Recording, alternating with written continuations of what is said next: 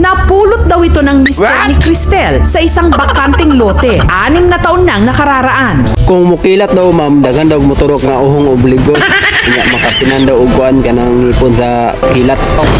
Yati na. Kinason mo rin dili man din ngipon sa kilat. Tawagod. Pero hindi raw swerte ang dala nito, kundi parang sumpa. Sukad nakita na ako ni ma'am. Kasugaron na ko karon. Puro dimalas akong nadala. Kaya ipinamigay na lang daw ito ni Lolo Vicente sa kaibigan niyang albularyo. Oh George, ikaw na po na ni. Lapad kag Martes, balik kag kuan sa Badok. Ngipon sa kilat, imo na ni. Oh.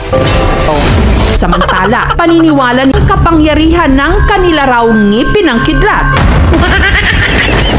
Mas lumalakas sa tuwing magkakwaresma. Kaya kanila itong pinaka-iniingat-ingatan. Ibinabalot sa papel at saka isinusok sa kanilang mga damit.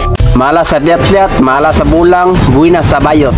Sa kanilang pananaliksik na pag-alaman daw nilang hindi lang ito simpleng ngipin, kundi posible raw galing sa isang dambuhalang nilalang sa karagatan na nabuhay 3 hanggang 20 milyong taon na ang nakararaan. Malapit na kaanak ng Great White Shark na kung tawagin Megalodon Shark.